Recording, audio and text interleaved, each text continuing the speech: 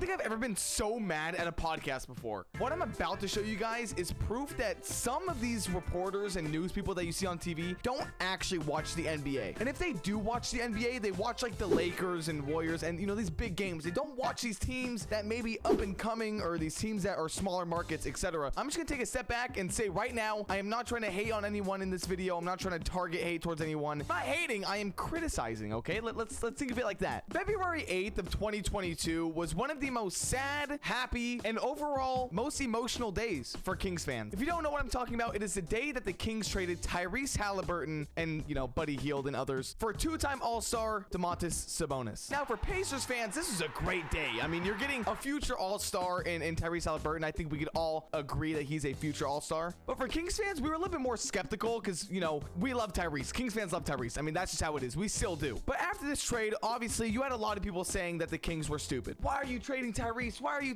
you know, what are you doing? What are you doing, Kings? And I talked a little bit about this in my last video where I actually talked about the entire Sacramento Kings team. So if you want to know why I think that trade was actually a good idea, go ahead and watch that video. With Domantas Sabonis playing great for the Kings and Tyrese Haliburton playing for the Pacers, there's not much that really went wrong. I mean, they're both really good players. Now, let's go back in time to when the trade first happened. There was one guy who just had no clue what he was talking about, and that's Jalen Rose. Also, Jacoby, I'm not really familiar with him. I don't really watch his podcast, so I apologize, but Jacoby is here as well. Now, I will say, I'm not only talking about this interview because there are some insane plot twists that happen later on in this video. I'm going to get into it, but first, we need to watch this video to really understand what is going on here. Pacers-Kings trade. When I saw it, I read it over and over and over. This is malpractice. This is NBA basketball malpractice. I do not understand why the Kings would trade Haliburton and Buddy Hield. Don't forget that and Buddy Hield. And Buddy Hield. He's not that good. I think a lot of these people just look at stats. I understand the Tyrese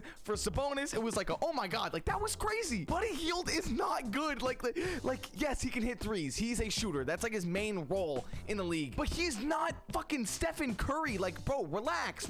No need for the Buddy Hield. No need for that. Like, we are good. We are good on giving him to the Indiana. Enjoy him. Because the Pacers are already trying to get rid of him after a year. After half a year, I would say. So let's settle down there, buddy. For Sabonis and Lamb and Justin Holiday. I really like Sabonis. I do too. But the reason why this makes it more head scratching is, you know, you're a free agent after this year. What? Sabonis is a what? So after this trade happened, Sabonis had 2 years left on his contract, but Jalen Rose thinks he's a free agent. And I'm not trying to sit here and be like, oh my God, how do you not know this guy's contract details? I'm not trying to be that guy because I'm not the smartest person ever. Like, I promise you, I know way less about the NBA than Jalen Rose does, okay? I'm not trying to act like I'm some superior stat head, but this is ridiculous. I mean, this is bro's job, and he doesn't even know that. And not to mention, this is one of the biggest trades. You're going on a podcast to talk about it. You'd think he'd do some sort of research before this, right? Anyway, Sabonis has 2 years left on his contract when this happened, so that is just complete bullshit. You know, Haliburton is second year. And you know how much Are you trying to win now? By the way, I'm the president of the Haliburton fan club. Yeah. I'm talking about a dude that's getting DMPs in Sacramento. What? Okay, step back.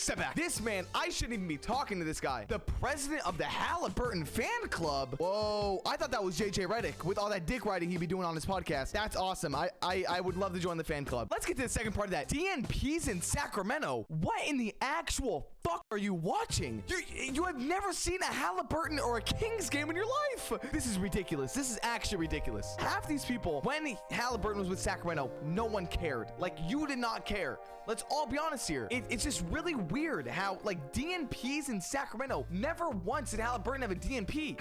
You're the leader of his fan club, bro. I thought you were watching every game. What the hell? What is happening? Now he started to play, showed his promise. They gave him some minutes and they move him on a rookie deal. He scored 38 like 4 games ago. And Buddy Hield is a flamethrower. Can we please stop overrating Buddy Hield? Can we please stop? As a literal Kings fan, watching that man huck up garbage ass shots and people calling him a flamethrower is ridiculous. That is ridiculous. Let's also mention, besides his game, okay, Buddy Hield did not want to be in Sacramento, so getting rid of him was like kind of a good move, because why would you want someone like that in your locker room? Well, I don't understand. You want to win a water cooler conversation about made threes in the NBA? Top 3, top 5, Buddy Hield is always. Kevin Huerter's better than Buddy Hield, and I think we all know that after this season. Just getting that out of the way. Let me ask you a question. I'm being dead serious about this. Should the league have stepped in? I'm being dead serious. What the fuck? Should the league step in? Oh no, this is ridiculous. This is ridiculous. These guys are getting paid millions of dollars to sit here and talk about. I'm not gonna get into it. I'm not gonna get into it. That is one of the most ridiculous takes I've ever heard in my life. Should the league step in? That is ridiculous. Dude, no way. And trust me, this gets way better. This gets way better. Being dead serious. No, how they'll have his cap relief, but they don't have the player. It's just a head-scratching move. I agree with you. But I'm happy for Haliburton because he's going to be in Indy and they're going to be balling. Yeah, I mean... Yeah, man. Dude, I'm so happy for Haliburton. He's going to be balling out in Indiana. Was he not balling out in Sacramento? Like, yeah, he's doing better in Indiana because De'Aaron Fox needs the ball in his hands, too. That's why he didn't fit well in Sacramento, hence why they traded him. Was he not balling out in Sacramento? Like, what? Like, are you not happy for Sabonis? Like, what? Bro is dick riding Tyrese to the maximum. This is crazy. This is next level dick riding. This is crazy. I understand it for Indiana. Haliburton has the potential to be a very, very special player. And Sabonis is playing well, but if you're the Kings, what are you trying to do? You're trying to get up to the 10th spot to lose in the play-in? It's like, is that the goal? Is that the plan? Is that what we're doing here?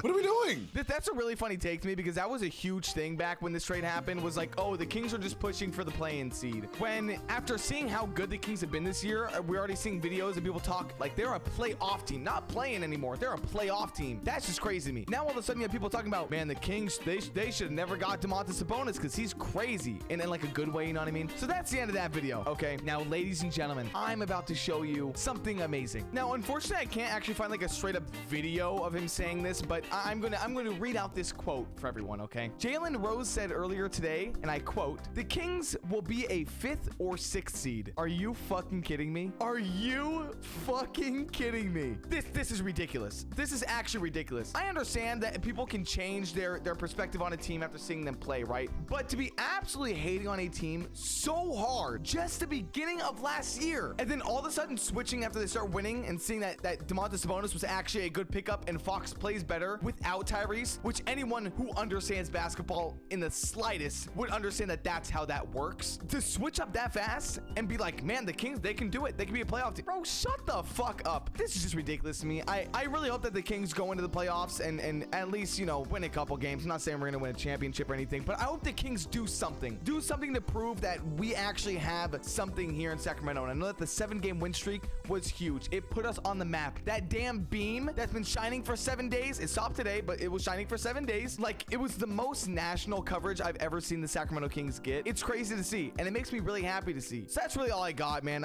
Once again, I don't really want to be like targeting hate towards anyone in this video or like directly shitting on them, but that was ridiculous. That was actually ridiculous, and they still haven't apologized, which I think is really weird. But with that being said, if you guys all enjoyed, be sure to like and subscribe. It helps out a lot more than you think. Comment below what you think about this, man. I need to see what you guys think about this video, and I'll see you guys in the next one. Later.